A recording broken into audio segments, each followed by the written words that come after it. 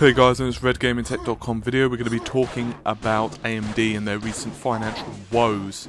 This follows on from a number of incidents, the most recent of which is their CFO, also known as Chief Financial Officer, Thomas Seifert, resigning just a few days ago. And now, of course, their market share is dropping quite a bit.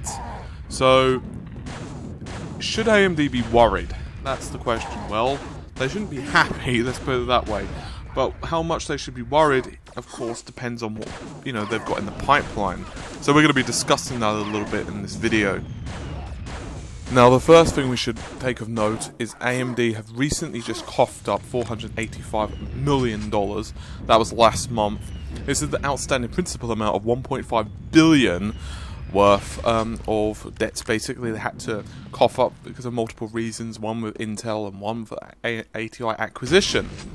This is probably one of the reasons, of course, that AMD are being so aggressive with their marketing strategies for the next graphics card, i.e. the price point, which is going to be very low in comparison to what most people predicted it to be.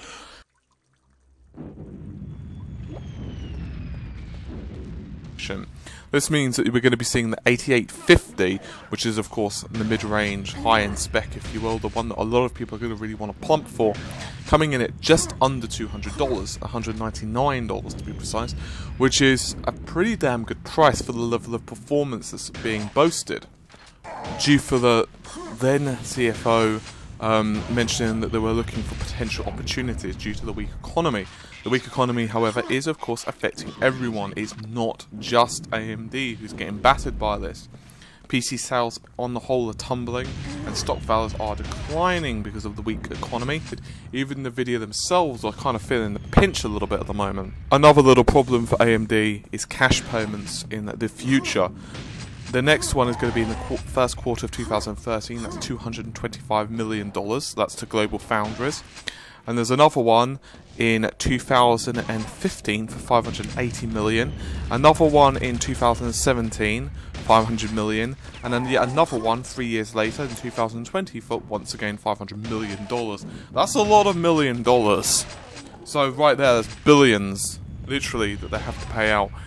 Does this mean that AMD are going to cease to exist? Of course not. All companies are struggling at the moment. It's that simple.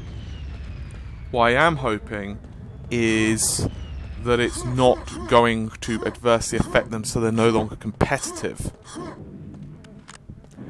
Even Intel believe that the market is going to be, well, crap pretty much for the next quarter.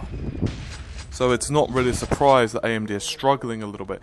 They've actually lost about 10% revenue this year, which is not particularly amazing at all.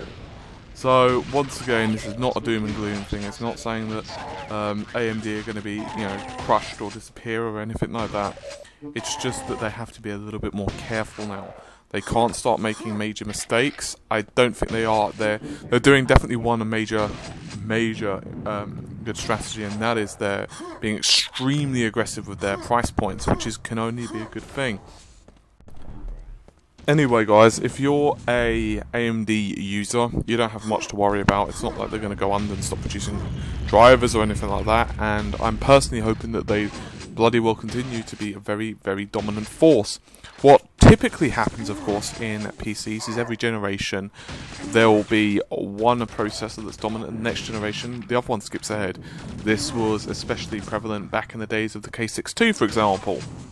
I remember the K62 was a pretty good system, pretty good processor, but it was budget compared to the Pentium 2s. Then, of course, later on, we saw the Athlons come out, and then Athlon 64s come out, which, of course, were better performance value than the Pentium 4s, and so forth. Although Pentium 4s with hyper-threading were slightly better in some kind of creation suites, such as, well, let's go over Adobe Photoshop, Premiere, that kind of thing.